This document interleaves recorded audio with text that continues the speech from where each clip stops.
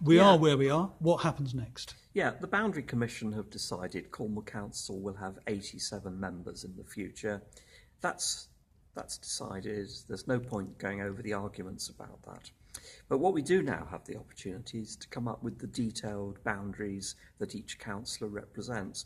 And probably there's more public interest in that than there is in the total number of councillors. I think people in one bit of Truro might have a view as to which bit of Truro Councillor X should represent and which Councillor Y should. And those are the sort of comments that we're going to try to encourage now. Those are indeed the controversial areas, aren't they? The councillors themselves will have very strong views about that, as will the citizens that they represent. How are you going to boil it down to an answer that everybody's agreed on? Well, we've had some help with drawing up a set of maps which at least demonstrate the scale of the issue. So to give an example, the map shows that if you're the councillor representing St Mawes, in future the area you represent might go right up to the A30. Now that's very striking. So the maps are just designed to try to stimulate debate.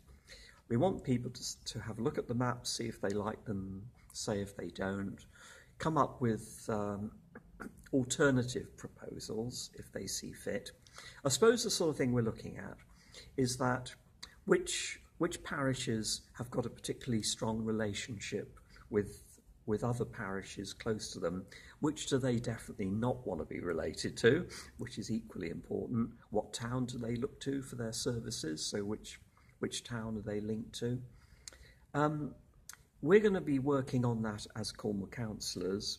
We're going to be talking to the parish and town councils, and we're also going to be running a series of public meetings, probably 8 in different parts of Cornwall, when anybody can come along, representatives of the party organisations, as well as councillors, interested members of the public, people who like playing with figures and playing with maps.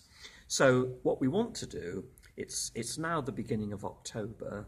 Cornwall Council has to decide what scheme it's going to submit at the end of February.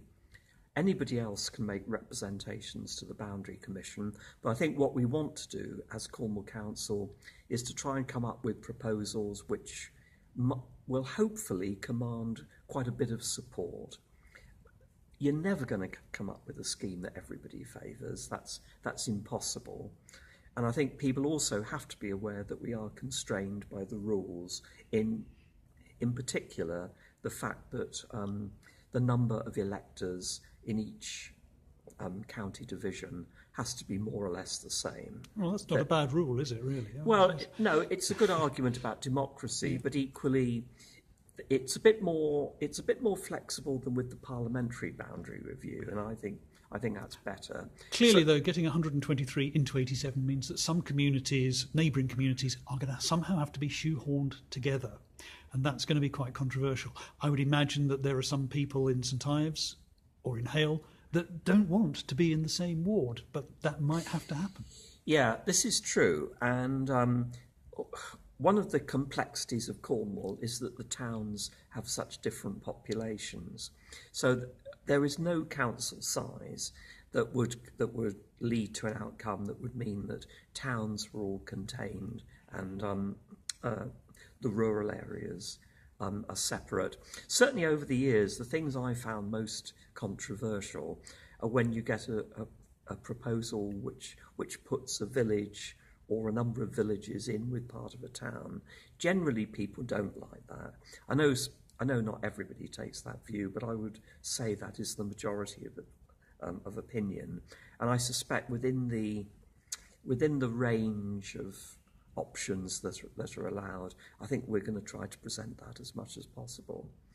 One of the things which I suppose is also going to be in people's minds is that this is going to be followed by a parish review, and some of the rural parishes might be looking nervously at the town close to them, wanting to grab part of their parish, and they then get the income from the council tax, yes, which the smaller rural parish doesn't. And to say over planning permissions? Well, yeah, and it's partly as a result of planning permissions being given and implemented that some towns in Cornwall, the town has already expanded over the town boundary into maybe one or even more. I'm sure we can both think parishes adjacent. I'm sure we can both think of rural parishes where villagers are digging trenches already.